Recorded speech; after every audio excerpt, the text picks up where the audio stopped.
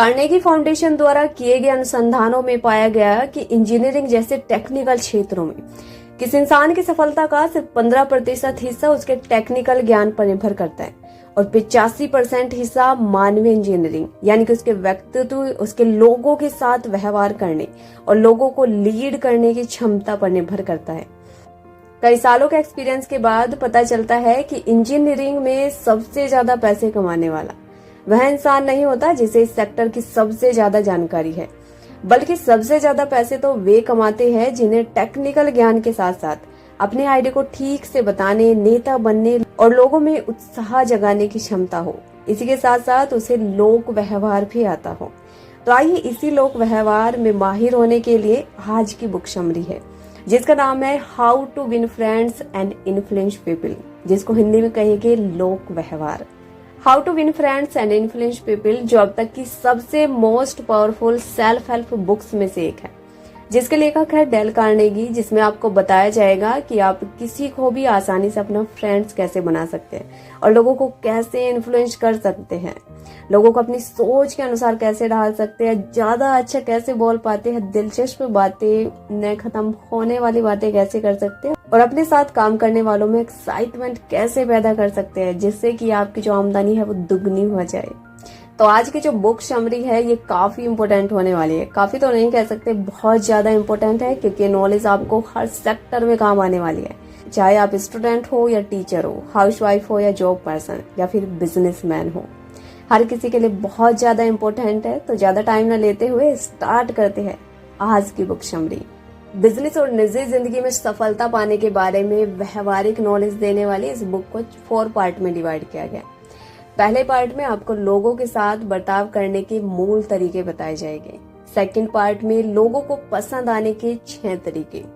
Third part लोगों को अपनी सोच की तरफ कैसे लाए और फोर्थ एंड लास्ट पार्ट में बताया जाएगा कि लोगों में बिना गुस्सा या प्रतिरोध जगाए कैसे बदलाव लाए। पहले पार्ट की तरफ जाने से पहले मैं आपको बता दूं कि 15 सालों के प्रयोग और रिसर्च के बाद यह किताब सामने आई है। इसमें लिखे गए नियम सिर्फ सिद्धांत और अनुमान नहीं है, ये जादू की तरह काम करते हैं। और लेखक कहता है कि मैंने इन सिद्धांतों को लोगों की जिंदगी में क्रांतिकारी परिवर्तन लाते देखा है, तो ये परिवर्तन आपके लाइफ में भी हो सकते हैं। तो इसलिए इस बुक समरी को पूरा सुने और अच्छे से सुने और इम्प्लीमेंट करें। तो चलिए स्टार्ट करते हैं पहला पार्ट, लोगों के साथ व्यवहार के मूल तरीके। इसमें 3 सिद्धांत दिए गए हैं। तो फर्स्ट सिद्धांत है आलोचना, निंदा और शिकायत न करें। आलोचना बेकार है क्योंकि यह इंसान को रक्षात्मक बना देता है, वह अपने आप को सही ठहराने की कोशिश में लग जाता है। आलोचना खतरनाक है क्योंकि इंसान के अभिमान, उसके गर्व को चोट पहुंचाती है और उसमें प्रतिरोध मतलब गुस्सा पैदा करती है। लोगों के साथ बर्ताव करते समय याद रहे कि हम तर्क से भरे लोगों से व्यवहार नहीं कर रहे, हम भावनाओं से भरे लोगों से व्यवहार कर रहे हैं। क्या आप किसी ऐसे इंसान को जानते हैं जिसे खुद में बदलाव और सुधार लाना चाहिए? यदि हाँ तो बढ़िया बात है, मैं भी इसके पक्ष में हूँ। लेकिन इसकी शुरुआत क्यों ना खुद से की जाए, ये ज्यादा फायदेमंद भी होगा और कम खतरनाक भी। अपने पड़ोसी की छत पर पड़ी बर्फ के बारे में शिकायत न करें अगर आपका दरवाजा गंदा हो। इसलिए लोगों की आलोचना करने के बजाय उन्हें समझने की कोशिश करें, पता करें कि वे वैसा क्यों कर रहे हैं जैसा कर रहे हैं। यह उनकी आलोचना से ज्यादा फायदेमंद होगा और इससे सहानुभूति, सहनशीलता और उदारता फैलती है। सब कुछ जानने का मतलब है सब कुछ माफ करना। जैसे कि डॉक्टर जॉनसन ने कहा था, मौद्य भगवान भी इंसान पर फैसला तभी सुनाता है जब उसके दिन पूरे हो जाते हैं। फिर मैं और आप ऐसा क्यों करें? इसलिए सिद्धांत नंबर 1 यही कहता है कि आलोचना, निंदा और शिकायत न करें। सिद्धांत नंबर 2, ईमानदारी और सच्चाई से तारीफ कीजिए। इस धरती पर किसी से भी कोई काम कराने का एक ही तरीका है। क्या आप कभी यह सोचने के लिए रुके हैं? हाँ, सिर्फ एक ही तरीका, और वह है उस इंसान में उस काम को करने की इच्छा जगाना। याद रखिए, कोई और तरीका नहीं है। हाँ, वैसे आप किसी पर रिवॉल्वर तानकर उसे उसकी घड़ी देने पर मजबूर कर सकते हैं। आप किसी बच्चे को थप्पड़ मारकर या डांटकर उसे जो कराना चाहे करा सकते हैं। लेकिन इन तरीकों से ऐसे परिणाम आ सकते हैं जो आपको पसंद न आए। मैं आपसे कोई काम तभी करा सकती हूँ जब आपको वह दूं जो आप चाहते हैं। अब वो पर्सन आता है कि आप क्या चाहते हैं। कई चीजें नहीं बल्कि कुछ चीजें जो आप चाहते हैं और आपकी गहरी इच्छा है कि वह आपको जरूर मिले। अधिकतर लोगों की चाही जाने वाली यहाँ पे कुछ चीजें हैं, जैसे कि सेहत और जीवन की सुरक्षा, भोजन, नींद, पैसा और पैसों से खरीदी जाने वाली चीजें, आगे का जीवन, सेक्स की इच्छा पूर्ति, अपने बच्चों का भला या फिर महत्वपूर्ण होने की इच्छा। इनमें लगभग सभी इच्छाएं पूरी हो जाती है। एक के अलावा सिर्फ एक अभिलाषा है जो भोजन या नींद की इच्छा जितनी गहरी और अनिवार्य है, जो शायद ही पूरी होती हो। इसे फ्रायड महान होने की इच्छा कहते हैं और इसे डेवी महत्वपूर्ण होने की इच्छा कहते हैं। महत्वपूर्ण होने की इच्छा इंसान और जानवरों के बीच का एक मुख्य अंतर है। विस्तार से बताऊं तो जब मैं मिसूरी में खेत में काम करने वाला लड़का था तो मेरे पिता शुअर और सफेद चेहरे वाले मवेशी पालते थे और हम मध्य पश्चिम में अपने शुअर और सफेद चेहरे वाले मवेशी गांव के मेलों में ले जाते थे और हम अक्सर प्रथम पुरस्कार ही लेकर आते थे। मेरे पिता नीले रिबन पर एक सफेद कपड़े पर लगाते थे और जब भी उनके दोस्त या फिर अन्य लोग हमारे घर आते थे तो वे उस सफेद कपड़े को निकालते और दोनों छोरों को पकड़कर उन सारे नीले रिबनों को दिखाते। उन रिबनों से छोरों को कोई फर्क नहीं पड़ता था, लेकिन मेरे पिता को पड़ता था। ये पुरस्कार उन्हें महत्वपूर्ण होने का एहसास देते थे। अगर हमारे पूर्वजों में महत्वपूर्ण दिखने की ललक न होती तो शायद सभ्यता कभी नहीं बन पाती। उसके बिना हम जानवर सरीखे होते। यह महत्वपूर्ण दिखने का ये एहसास था जिसने एक अशिक्षित गरीब और किराने के क्लर्क को कानून की उन किताबों को पढ़ने पर बाध्य किया जो उसे एक बैरल के नीचे मिली थी, जिन्हें उसने 50 सेंट में खरीदा था। आपने शायद उस किराने के क्लर्क का नाम सुना होगा। उसका नाम था लिंकन। कुछ लोग महत्वपूर्ण होने के एहसास के लिए इतने भूखे होते हैं कि वे इसके लिए पागल हो उठते हैं। अब सोचिए, हम और आप लोगों को सच्ची तारीफ देकर कितना कुछ पा सकते हैं। अमेरिकी बिजनेस में हर साल $1 मिलियन की सैलरी पाने वालों में से एक थे चार्ल्स शवाब। शवाब का कहना था कि उन्हें यह सैलरी उनकी लोगों के साथ सही व्यवहार करने की क्षमता पर मिलती है। मैंने उनसे पूछा कि वे कैसा व्यवहार करते हैं, तो उन्होंने जो रहस्य बताया वह उन्हीं के शब्दों में ये है। शवाब ने कहा कि मेरी सबसे बड़ी प्रतिभा है कि मैं तारीफ और प्रोत्साहन से लोगों को उनका बेस्ट बनने में मदद करता हूँ। सीनियर लोगों की आलोचना किसी भी इंसान की महत्वाकांक्षा को मार डालती है। मैं किसी की भी आलोचना नहीं करता, मैं लोगों में काम करने का उत्साह पैदा करता हूँ। इसलिए मैं प्रशंसा करने के लिए उत्सुक और दोष निकालने से दूर रहता हूँ। अगर मुझे कुछ पसंद आया तो मैं उसकी दिल से तारीफ करता हूँ, ये शवाब कहा करते थे। औसत लोग क्या करते हैं, ठीक उल्टा। उन्हें कुछ पसंद न आए तो वे अपने जूनियर पर बरस पड़ते हैं। उन्हें कुछ पसंद आए तो वे चुप रह जाते हैं। इससे एक पुरानी कहावत याद आती है कि मैंने एक बार गलती की और बार बार सुनना पड़ा, और मैंने 2 बार सही काम किया पर उसके बारे में कभी नहीं सुना। इसलिए अपनी सफलताओं और इच्छाओं के बारे में सोचना बंद करें। चलिए यह पता लगाए कि दूसरे इंसान में क्या अच्छा है। चाटुकारिता भूल जाइए, सच्ची और ईमानदारी तारीफ कीजिए, दिल खोलकर और उदारता से प्रशंसा कीजिए। लोग आपके शब्दों को दिल में बसा लेंगे और उसे जिंदगी भर दोहराते रहेंगे, भले ही आप खुद क्यों न उन्हें भूल जाए। इसलिए सिद्धांत नंबर 2 यही कहता है कि ईमानदारी और सच्चाई से तारीफ कीजिए। सिद्धांत नंबर 3, दूसरे इंसान में तीव्र इच्छा जगाइए। मैं गर्मियों के दौरान मछलियां पकड़ने जाता था और वैसे मुझे निजी तौर पर स्ट्रॉबेरी और करीम खाने का शौक है, लेकिन मैंने देखा कि कुछ अजीब कारणों से मछलियों को कीड़े ज्यादा पसंद है।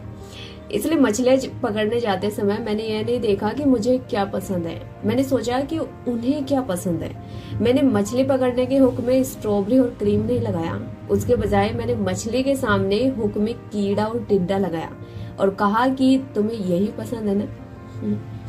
लोगों से दोस्ती करने जाते समय यही कॉमन सेंस क्यों न लगाया जाए। यही काम ग्रेट ब्रिटेन के पीएम लॉयड जॉर्ज ने प्रथम विश्व युद्ध के दौरान किया। जब उनसे पूछा गया कि युद्ध के बाद बाकी नेता भुला दिए गए, वे कैसे सत्ता पे बने रहे, तो उन्होंने जवाब दिया कि शीर्ष पर बने रहने का एक ही तरीका था, और वह था उनकी जानकारी की मछली के हिसाब से चारा डाला जाए। अपनी पसंद के बारे में क्यों बात की जाए? ये बचपना है, बेवकूफी है। सही है कि आपकी रुचि इसमें है कि आप क्या चाहते हैं, लेकिन इसमें किसी और की रुचि नहीं है। हम सभी आपके जैसे ही हैं। हमारी रुचि इसमें है कि हम क्या चाहते हैं। इसलिए धरती पर लोगों को प्रभावित करने का एक ही तरीका है, वह है उनकी चाहत के बारे में बात की जाए और उसे पाने का तरीका दिखाया जाए। ओवेन डियंग अमेरिका के बड़े वकील और बिजनेस लीडर ने एक बार कहा था कि जो लोग दूसरे के स्थान में खुद को रखकर उनकी सोच को समझ सकते हैं, उन्हें भविष्य के बारे में डरने की कोई जरूरत नहीं है। अगर इस किताब से आपको सिर्फ एक चीज मिल सके तो वो है कि हमेशा दूसरों के नजरिए से चीजों को देखने की प्रबल इच्छा। अगर इस किताब से आप सिर्फ एक चीज पा सकते हैं तो यह आपके करियर का एक बड़ा स्तंभ साबित होगा। दूसरे के नजरिए से चीजों को देखना और उसमें किसी चीज को करने के लिए तीव्र इच्छा जगाना। ऐसी चालाकी न हो जिससे सिर्फ आपका फायदा हो, दोनों पक्षों को लाभ मिलना चाहिए। अब आता है इस बुक का दूसरा हिस्सा, जिसमें 6 तरीके बताए गए हैं जिनसे आप लोगों को पसंद आएंगे। सिद्धांत नंबर 1, लोगों में सच्ची दिलचस्पी रखिए।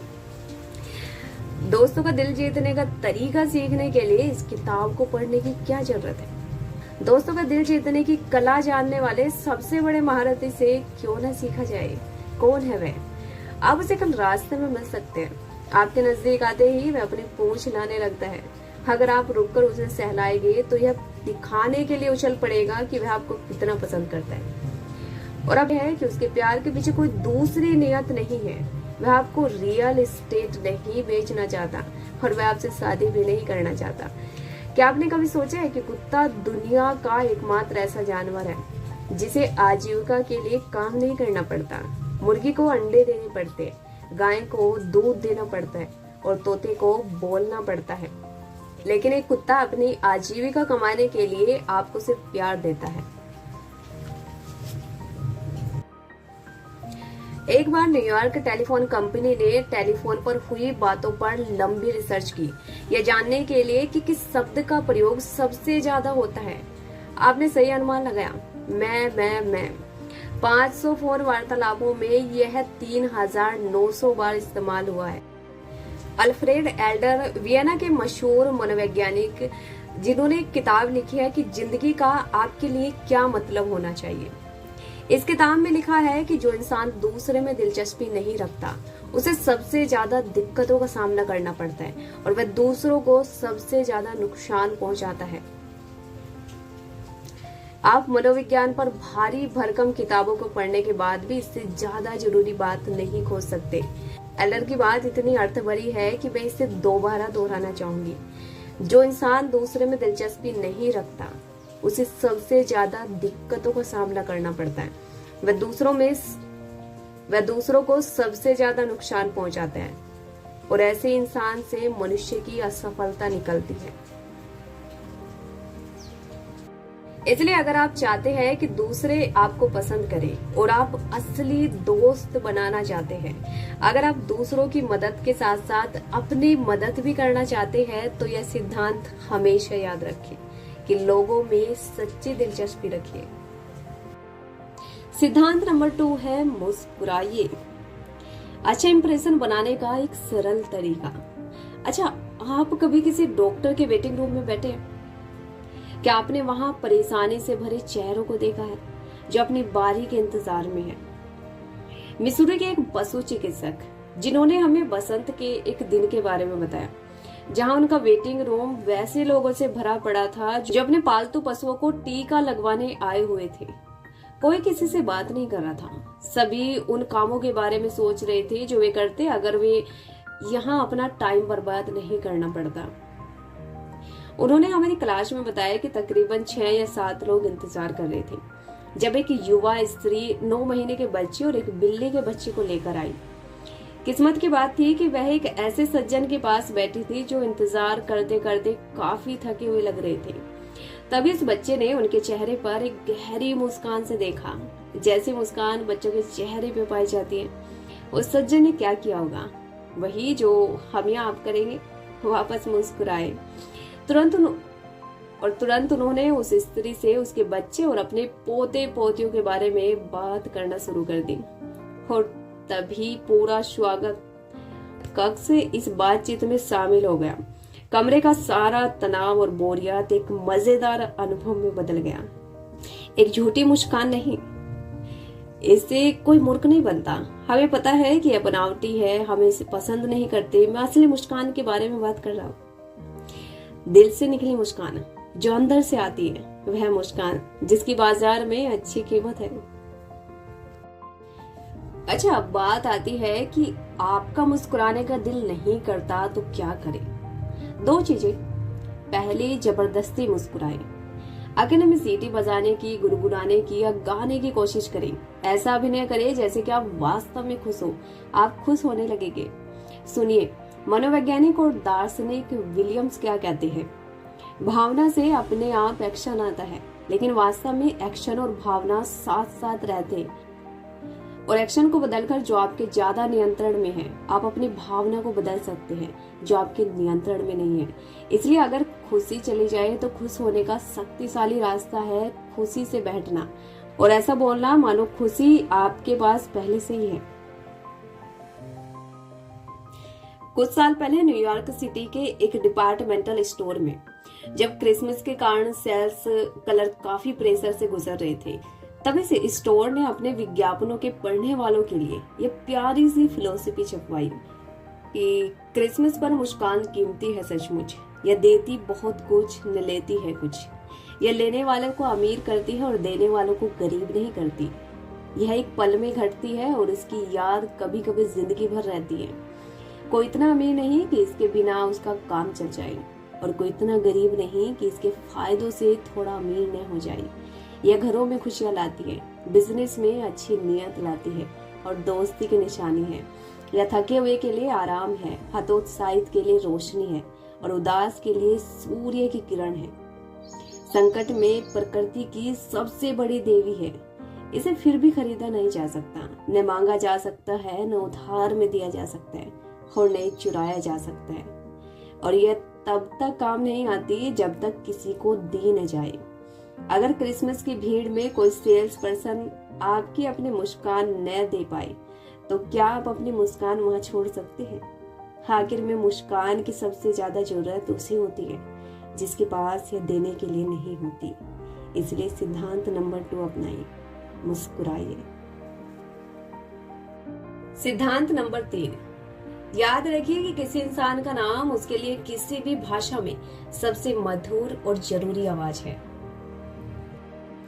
फ्रैंकलिन डी रूजवेल्ट जानते थे कि लोगों की अच्छी भावना पाने के लिए एक सबसे सरल, अच्छा और जरूरी तरीका है उनके नामों को याद रखना और उन्हें महत्वपूर्ण महसूस कराना। फिर भी हम में से कितने इसका इस्तेमाल करते हैं?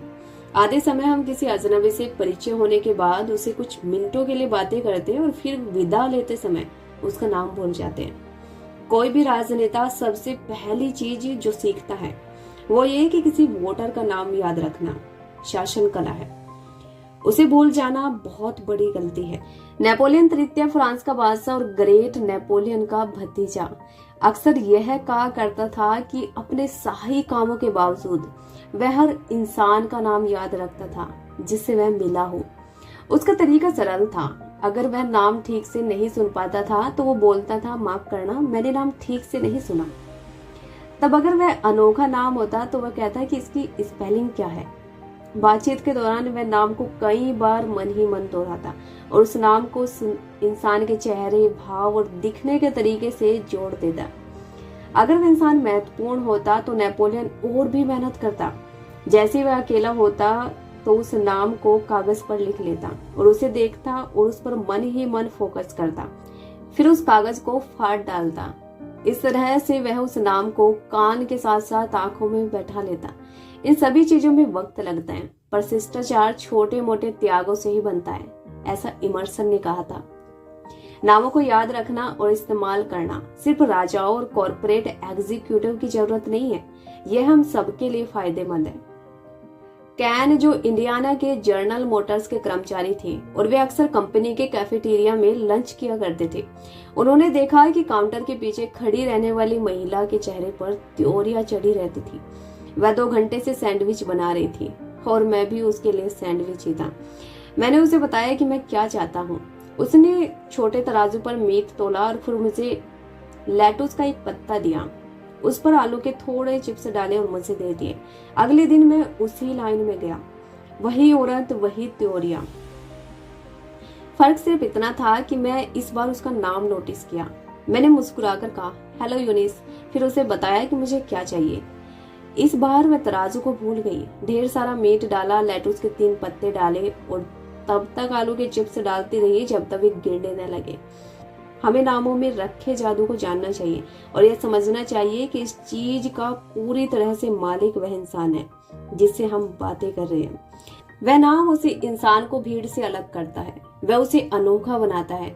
हमारे द्वारा दिया गया निवेदन या दी गई जानकारी बहुत ज्यादा जरूरी बन जाती है जब हम उस इंसान से उसके नाम के साथ बात करते हैं।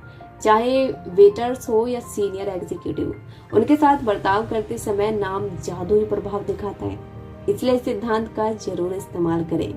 याद रखिए कि किसी इंसान का नाम उसके लिए किसी भी भाषा में सबसे मधुर और जरूरी आवाज है। सिद्धांत नंबर 4, एक अच्छे श्रोता बने, लोगों को अपने बारे में बात करने के लिए प्रोत्साहित करें। कुछ समय पहले मैं एक ताश के खेल की पार्टी में गया था। मैं ताश नहीं खेलता। वहां एक महिला थी जो ताश नहीं खेलती थी। उन्हें पता लगा कि मैं एक बार लॉयल थॉमस का मैनेजर था और मैंने थॉमस को यात्रा के दौरान बातचीत की सामग्री तैयार करने में मदद करते समय यूरोप की काफी यात्राएं की। इसलिए उस महिला ने कहा, ओह मिस्टर कार्नेगी, मैं चाहती हूँ कि आप उन खूबसूरत जगहों के बारे में बताएं जहां आप गए हैं। हम जैसे ही सोफे पर बैठे उन्होंने बताया कि वे और उनके पति तुरंत अफ्रीका की ट्रिप से लौटे हैं। मैंने खुशी से कहा, इंटरेस्टिंग, मैं हमेशा अफ्रीका जाना चाहता था, मुझे अफ्रीका के बारे में बताइए। वे लगातार 45 मिनट तक बोलती रही। उन्होंने एक बार भी नहीं पूछा कि मैं कहाँ गया था, मैंने क्या देखा था। वे मेरी यात्राओं के बारे में सुनना नहीं चाहती थी। उन्हें बस एक दिलचस्पी रखने वाला श्रोता चाहिए था ताकि वे अपने अहम की तृप्ति कर सके और बता सके कि वे कहाँ गई थी। आइजैक एफ मार्कोसन, एक पत्रकार जिन्होंने सैकड़ों सेलिब्रिटियों का इंटरव्यू लिया, बताते हैं कि कई लोग अच्छा प्रभाव नहीं जमा पाते क्योंकि वे अच्छी तरह सुनते नहीं हैं। उन्हें आगे क्या बोलना है इस बात की इतनी चिंता रहती है कि वे अपने कान खुले नहीं रख पाते। कई महत्वपूर्ण लोगों ने मुझे बताया कि वे अच्छे वक्ताओं की तुलना में अच्छे श्रोता ज्यादा पसंद करते हैं, लेकिन अच्छी तरह सुनने की कला बहुत दुर्लभ है। अगर आप बातचीत की कला में माहिर होना चाहते हैं तो एक अच्छे श्रोता बने। दिलचस्प बनने के लिए खुद में दूसरों के लिए दिलचस्पी जगाएं। वैसे सवाल पूछे जिनका जवाब देना दूसरों को पसंद आए। लोगों को अपने बारे में और अपनी उपलब्धियों के बारे में बात करने के लिए प्रोत्साहित करें। याद रखिए कि जिनसे आप बात कर रहे हैं वे आपसे और आपकी समस्याओं से ज्यादा अपने आप में और अपनी समस्याओं में ज्यादा दिलचस्पी रखते हैं। इसलिए सिद्धांत नंबर 4 यही कहता है कि एक अच्छे श्रोता बने, लोगों को अपने बारे में बात करने के लिए प्रोत्साहित करें। सिद्धांत नंबर 5, दूसरे इंसान की दिलचस्पी के हिसाब से बात करें।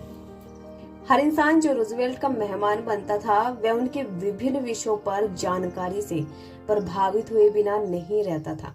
भले वह इंसान काउबॉय हो या रफ राइडर, न्यूयॉर्क का राजनेता हो या फिर कूटनीतिज्ञ, रूजवेल्ट को पता रहता था कि क्या बोलना है। वे यह कैसे करते थे?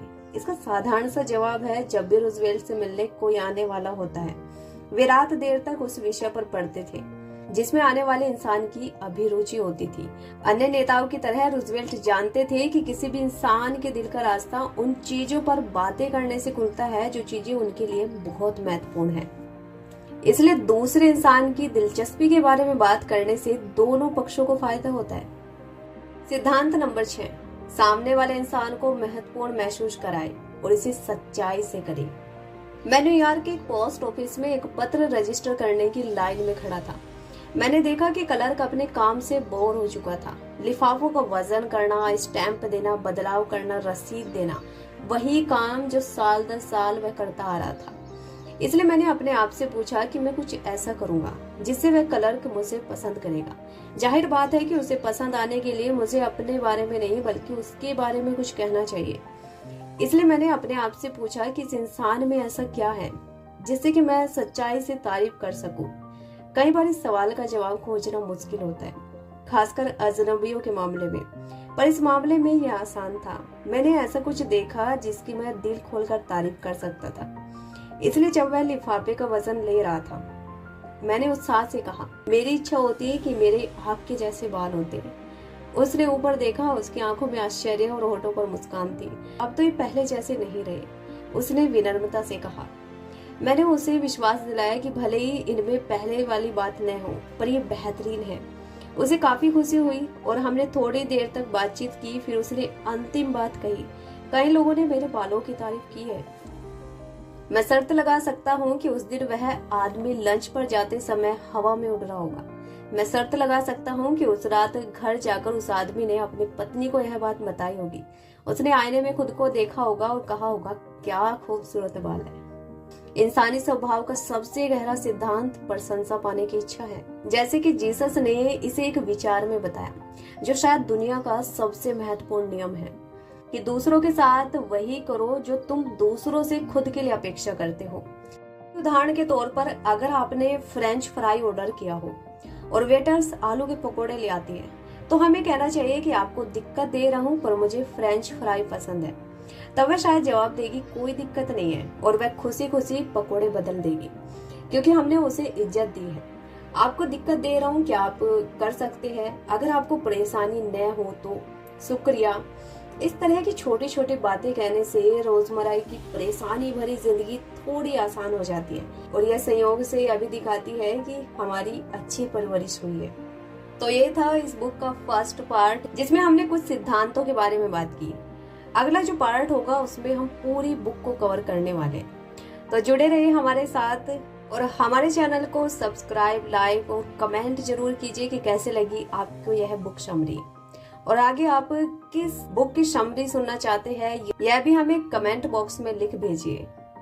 हम जल्दी हाजिर होंगे, तब तक के लिए धन्यवाद।